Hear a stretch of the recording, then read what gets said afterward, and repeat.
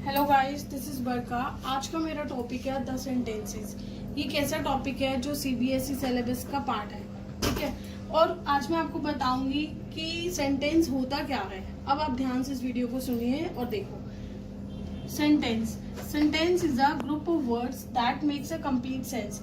ये एक group of words होता है जिसकी प्रॉपर सेंस बनती है। ऐसा नहीं है कि ये सेंसलेस होगा, इसकी प्रॉपर सेंस बनेगी, ठीक है। जैसे कि he is making a noise, वो शोर कर रहा है, ये एक सेंटेंस है। Next is Ayaan is reading the Ramayana. Ayaan क्या कर रहा है? रामायण पढ़ रहा है, ये भी एक सेंटेंस है क्योंकि ये कंप्लीट सेंस बना रहा है। नेक्स्ट इज, अगर मैं इस सेंटेंस का उल्टा कर देती हूँ, the Ramayana is reading Ayaan. ये ग्रुप ऑफ वर्ड्स तो है लेकिन ये कोई सेंटेंस नहीं है क्योंकि इसकी कोई सेंस ही नहीं बन रही। Next is a noise.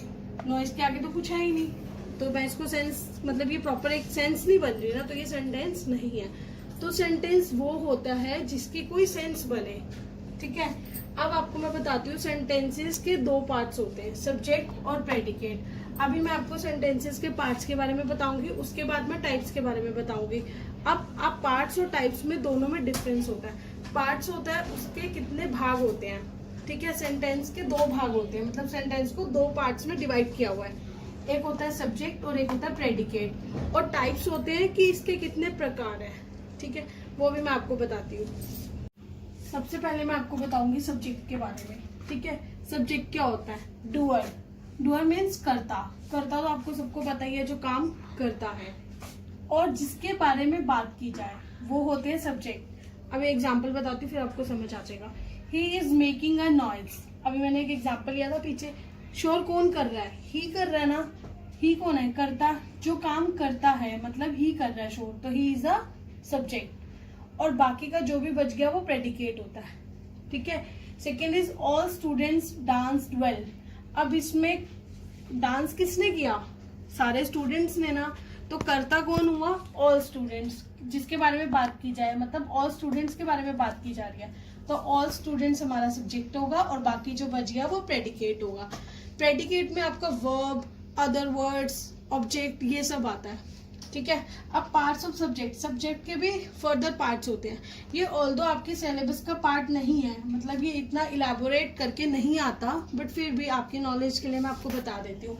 Subjects के दो पार्ट्स होते हैं, one is qualifier plus headword is equal to subject. मतलब अब क्वालिफायर और हेडवर्ड क्या होता है?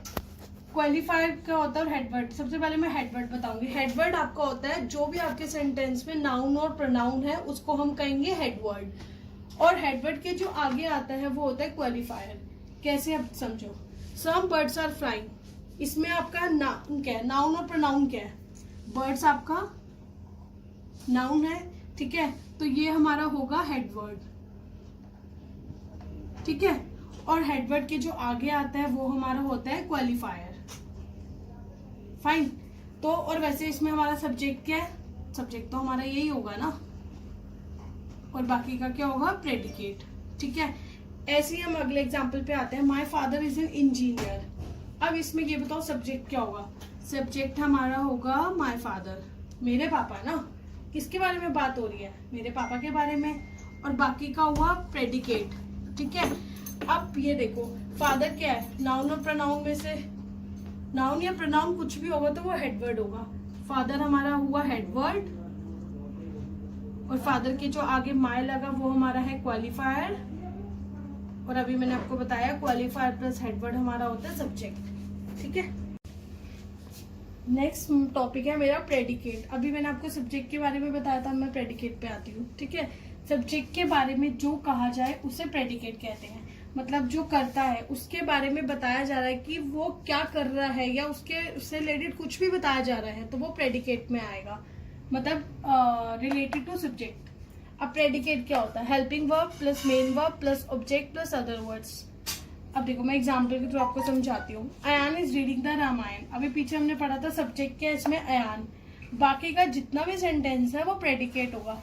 इसमें हमारी हेल्पिंग वर्ब भी आ गई, हमारी मेन वर्ब भी आ गई, और हमारा ऑब्जेक्ट भी आ गया, ठीक है। तो बाकी जितना भी सेंटेंस है सब्जेक्ट को छोड़ के वो हमारा प्रेडिकेट होता है। Next is all students are playing football. अब ऑल स्टूडेंट्स क्या हमारा सब्जेक्ट है, क्योंकि सब्जेक्ट में आपको पीछे इन डिटेल में बता चुकी हूँ, तो सब्जेक्ट तो आई थिंक आपको अच्छे से समझ आ ही गया होगा। अब सब्जेक्ट के बाद जो भी हमारा सेंटेंस बच गया वो प्रेडिकेट है। वही सेम इसमें हेल्पिंग वर्ब भी है, वर्ब भी है और हमारा ऑब्जेक्ट भी है। अब मेरा टॉपिक है काइंड्स ऑफ सेंटेंसेस। इससे पहले मैंने आपको बताया था पार्ट्स ऑफ सेंटेंसेस, ठीक है। अब मैं काइंड्स बता रही हूँ कि कितने प्रकार के होते हैं। फर्स्ट है असर्टिव और declarative, second is interrogative, third is imperative, fourth is exclamatory and fifth is optative. Optative sentence ऐसा टॉपिक है जो ये सिर्फ 5 या 10% बच्चों के सिलेबस का पार्ट है, अदरवाइज ये आता नहीं है सेंटेंस। फिर भी मैं आपको समझा रही हूँ ये, क्योंकि आपकी नॉलेज में होना चाहिए, ठीक है। फर्स्ट है हमारा असर्टिव और declarative. It makes a statement और declare something and it ends with full stop. ये सेंटेंस ये एक स्टेटमेंट देता है और ये कुछ डिक्लेयर भी करता है। ये सेंटेंस में हम कुछ भी डिक्लेयर करते हैं और इसका जो एंडिंग है वो हमेशा फुल स्टॉप से होती है। जैसे the earth moves around the sun, the earth moves around the sun, ये क्या है? एक स्टेटमेंट ही तो है, ठीक है। Cricket is my favourite game, ये भी क्या है? आप कुछ डिक्लेयर कर रहे हो। तो जब आप कुछ डिक्लेयर कर रहे हो या कोई स्टेटमेंट की बात हो रही है और उसका जो एंड है वो फुल स्टॉप से हो रहा है, तो इट मीन्स वो असर्टिव सेंटेंस है, यानी डिक्लेरेटिव सेंटेंस है। Next is interrogative sentence. Interrogative sentences क्या होते हैं? Sentences that are used to ask questions. इसमें हम क्वेश्चंस पूछते हैं and it ends with question mark, ठीक है। जैसे for example, is she a doctor, क्या वो डॉक्टर है?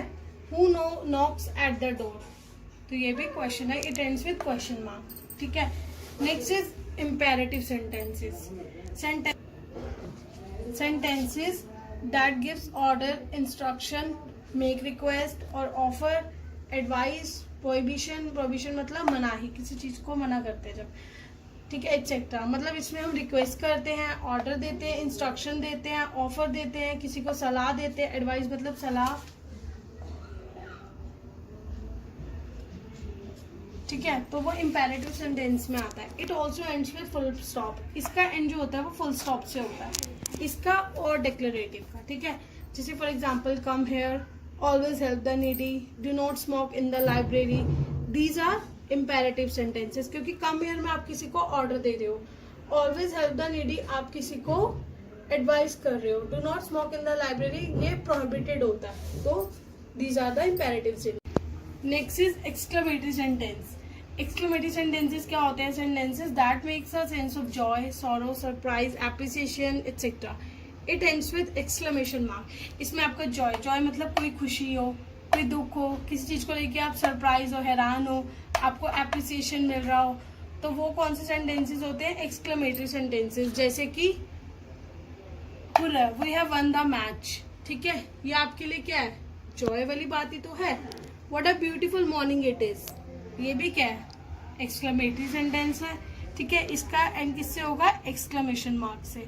Next is optative sentence. अब एक्सक्लेमेटरी ऑप्टेटिव में दोनों में एक्सक्लेमेशन मार्क आता है, बट ये आपको जज करना है कि कौन सा ऑप्टेटिव है, कौन सा एक्सक्लेमेटरी है। और जैसे कि पहले मैंने बताया था, आपके सिलेबस में ऑप्टेटिव नहीं है, एक्सक्लेमेटरी ही है। सिर्फ 5 से 10% बच्चों के सिलेबस में ऑप्टेटिव आता है। ऑप्टेटिव होता क्या है? Sentences that expresses a hope, जिसमें कोई होप हो, कोई विश हो, कोई डिजायर, इच्छा हो आपकी, कोई ब्लेसिंग्स हो या कोई प्रेयर हो।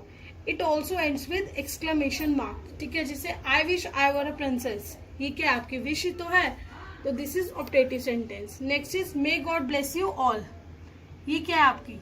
ये ब्लेसिंग्स ही तो है, तो ये भी क्या होगा? ऑप्टेटिव सेंटेंस, और इसका जो एंडिंग है वो एक्सक्लेमेशन मार्क होगा। तो गाइज आज का मेरा टॉपिक था सेंटेंसेस, ठीक है। नेक्स्ट टॉपिक मेरा होगा टेंसेस। अब उसके बाद मैं आपको टेंसेस के बारे में बताऊंगी। इंग्लिश की जो पूरी जड़, पूरा मतलब जड़ तो नहीं कह सकते आप, इंग्लिश का सबसे इम्पोर्टेंट टॉपिक होता है टेंसेस। अगर आपको टेंसेस आ गए तो आपको इंग्लिश सीखने से कोई भी नहीं रोक सकता, ठीक है। अब नेक्स्ट टॉपिक में आपको टेंसेस बताऊंगी, और अगर आपको आज की मेरी वीडियो अच्छी लगी हो तो आप उसको सब्सक्राइब करें और बेल बटन को प्रेस करें। प्लस उससे अगर आपको कोई भी प्रॉब्लम आ रही है तो आप नीचे कमेंट्स में मुझे पूछ सकते हैं मुझसे, ठीक है। Thank you.